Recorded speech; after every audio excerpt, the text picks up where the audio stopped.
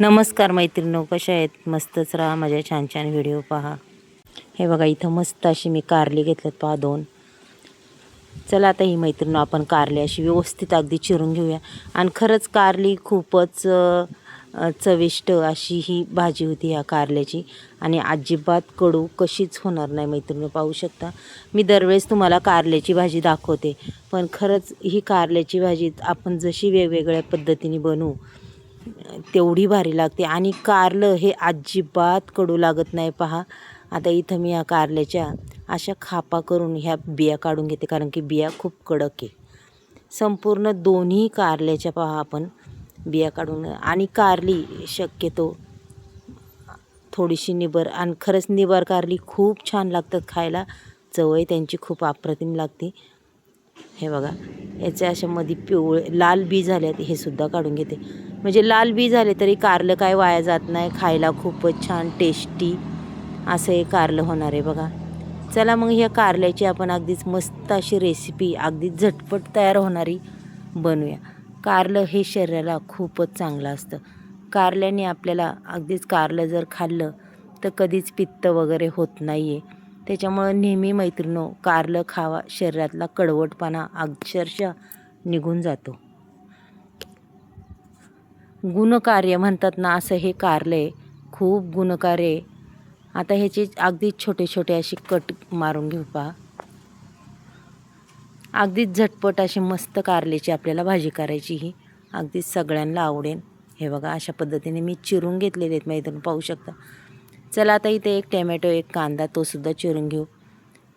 पुन्हा आपण लसूणही घेतला आहे, तो सुद्धा टेचून घेतलेला आहे. कांदा मी अक्षरशः उभा चिरला आहे, जरा काहीतरी वेगळं. आता इथं पुन्हा ही कारली मी घेते. कारल्याला आता आपल्याला धुवून घ्यायचे स्वच्छ पहा. इथं मी मीठ टाकलं आहे कारल्यामध्ये, आणि हळदसुद्धा टाकली पहा. आता हे पूर्ण असं मीठ आणि हळदीने चोळून आपल्याला धुवायचं आहे बरं का मैत्रिणी. पहा, अजिबात तुमचं कारलं कसंच कडू लागणार नाही, अक्षरशः बटाट्यासारखंच हे कारलं लागणार, एवढं भारी लागतं कारल्याची भाजी. चला आता पूर्ण हे चोळून घेतले, आता मस्त असं धुवून घेऊया पहा. चला 2-3 वेळा आपण धुवून घेऊया, हे पाणी ओतून घेऊया. अगदी साफ केलेलं आहे, पाहू शकता. आणि पुन्हा मी कारलं हे पाण्यात ठेवलं आहे. इकडं गॅसवर कढई ठेवली, कढईमध्ये टाकणारे मी तेल पहा. तेल अगदी चांगल्या पद्धतीने हे तापून घ्यायचं आहे आपल्याला. त्याच्यानंतर जिरी मोहरी तेलामध्ये टाकायची. छानच अगदी जिरी मोहरी तडतडलेली आहे मैत्रिणी, पाहू शकता. मस्त अशी तडतडलेली आहे. त्याच्यानंतर टेचलेला लसूणसुद्धा आपल्याला त्याच्यात टाकायचा आहे. लसूण कधी बी टेचून घ्यायचा आणि त्याच्यानंतर द्यायचा कांदा टाकून पहा. आज कांदा मी उभा चिरलेला आहे, आडवा नाही चिरला आहे. कांदा अगदी छान पद्धतीने परतून घ्यायचा आहे बघा. आता मस्त कलर येतोपर्यंत कांदा परतायचा आहे. हे बघा, अक्षरशः कांदा हा पूर्ण असा मोकळा होतो पहा. आणि खरंच असा कधीतरी वेगळी भाजी मैत्रिणो, मी आता तुम्हाला एक दिवस पूर्ण असं खारं कारलं दाखवणार आहे.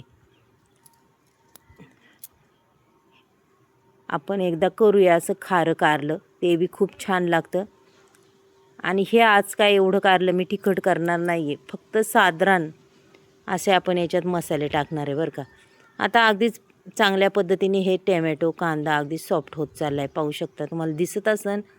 आणि ज्यावेळेस मी हलवते, टॅमॅटो ज्यावेळेस मऊ होतो तो सुद्धा असा दाबून घेणार आहे, की नंतर तुम्हाला त्याच्यात टॅमॅटो कसाच दिसणार नाही आहे मैत्रिणी, पाहू शकता तुम्ही. हे बघा, अगदी छान रंग आला आहे, मस्त झालेले आहेत पहा.